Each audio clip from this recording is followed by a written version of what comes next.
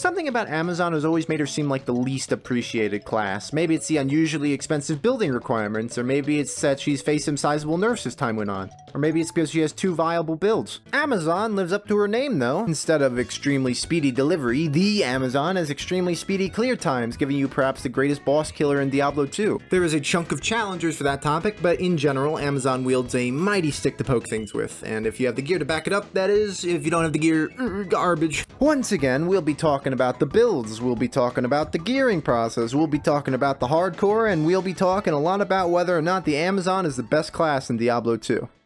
There's a bit of build variety on Amazon, and by a bit of build variety I mean, like, again, 2 real builds, but with a lot of small amendments being possible. Unlike Barb, who is pretty much the how do I hit things with a hammer approach, Amazon has the stab method, or the break out the Uzi 9mm. Firstly, let's talk about the passive tree. Compared to Barbarian, the Amazon passive tree is a duller experience, not to mention far less tangible, with a lot of skills that do very background things, like dodge chance, chance to deal double damage. All really good of course, but they are pretty boring in my opinion. Valkyrie's definitely a highlight of the tree, being very cool, fun, walks around with me, wow. In general, this means you have a ton of flexibility with how you stat your character, but it'll become very apparent what is better than what. And Chavazon is far better than Bozon. Since it sucks, we'll start with Bozon because why not, work upwards. Bows in Diablo 2 are strange because none of them are that great, and especially considering they don't do the mega damage you'd like them to do. In general, you use bows that do unique things, like cast amplified damage, give fanaticism. It goes on, many effects there is. So as opposed to actually crushing the opposition, you just hard annoy everything. It's kind of fun. It's kind of not though. The gear for a Bozon is not abhorrently prohibitive, but you're better off having very rare or expensive pieces. That's true of all builds to be fair, but the most annoying part about Bozon? Gear barely helps improve you. No matter what you're really doing, you just kind of sit there, do decent damage, and eventually kill things. Now for the good part, it's hard to die with Bozon once you've reached a certain point. But leveling up with this sounds awful. It's slow, it requires you to get a bunch of specific stuff, and finally the damage you deal is just mediocre. Perhaps it's the most middle of the road, decent build there is.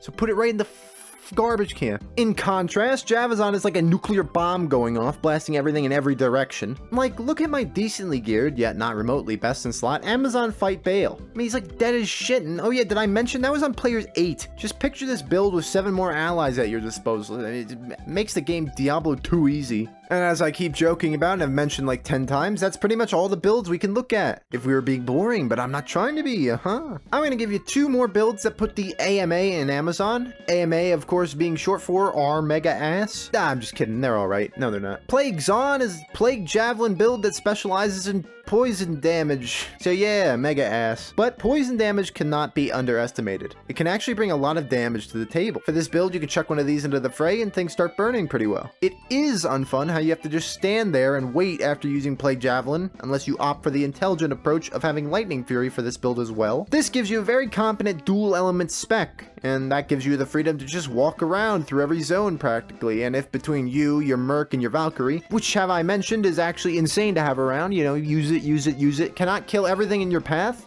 something weird happened. But of course there are a couple hangups. It is an AMA build.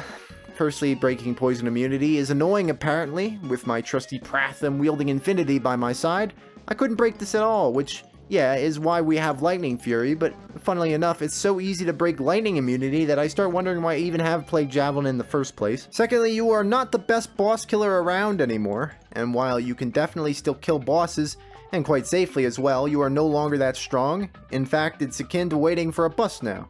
You just kind of hang out and wait around. This is gameplay.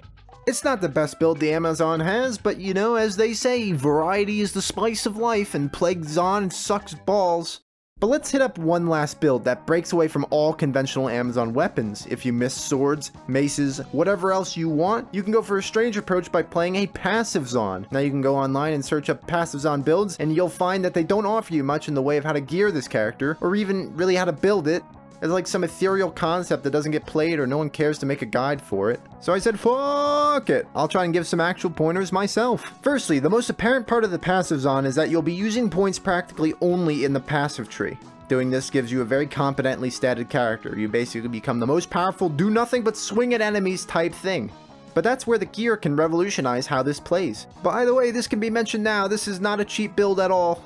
Get your money bags out. I opted to go for a hybrid between making myself powerful and making a Valkyrie that was also useful. Fortunately, you have enough points to accomplish this, so go nuts. With increases to power, durability, and finally your Valkyrie in place, you probably wonder what is next. And in my opinion, we need a little more firepower. Since we are not restricted to javelins or bows with this build, the sky is the limit. So I went for this little combo. In my first switch, I used an obedience, giving me the chance to proc enchant, which greatly improves your output by adding fire damage to your weapon. Now, the unique property is that the enchant from the obedience carries over to your weapon switch, so after you get one, switch over to what you want to use for a duration of the enchant, which is actually quite long, allowing for a more relaxed approach once you get it. At this point, I vaguely copied a favorite build of mine, the Enchantress, a melee-oriented sorceress build. I still have to make that video, so I can't possibly spoil that content yet, but without saying too much, it's really strong for some odd reason. Equipped with 2 Dream Rune Words, you'll get a really high Holy Shock aura, and the items are generally good. This is just one method. I'll show you the results of it, it's alright, and there's a lot of variety in how you build this, but no matter what you do, it's never going to be better than Javazon. Regardless, I slapped on a Passion Phase Blade as it gives Zeal and Berserk 2 very good melee abilities. And then that's pretty much it. I walked around as an Amazon with a sword,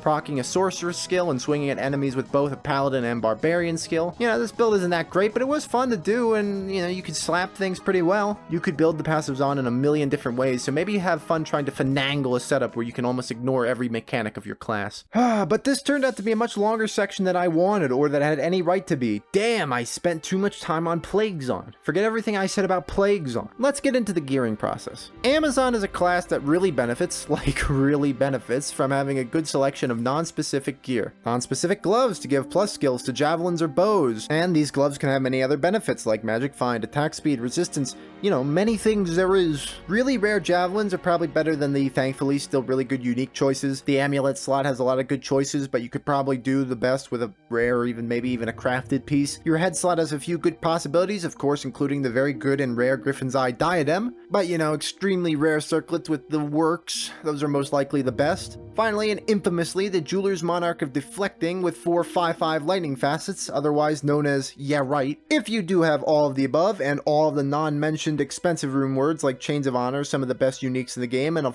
full inventory of charms, then you're looking at possibly, and quite seriously, the best class in the entire game. But it is far too early to make a definitive call for the entire game. In my opinion, definitely above Barbarian, but I have 5 more to examine in mediocre depth. Spoiler, I don't think this Chad class over here is going to win. So yeah, as with Barbarian, get your favorite magic find character, hunt for things for thousands of hours, employ the use of bots, I mean sell your house, and you'll have enough currency to afford your best in slot. And it's a damn good best in slot. Alright, let's hit up Hardcore and then I'll show you the door. Hardcore Amazon is a strange one. Firstly, you kind of stink as a class for a while. I hate the early game, and let's discount the idea that you'll just be boosted to the point where you'll have all kinds of things at your disposal. By yourself. It's rough. And then, once you get further on, say around Nightmare, it's getting better. And then finally, Hell is literally hell, and you'll spend your time getting can openered by gloams and all lightning immune things. Except the good news is that the Amazon is oddly tanky, and with the Valkyrie in some builds and a good merc here and there, you should be able to be vaguely safe.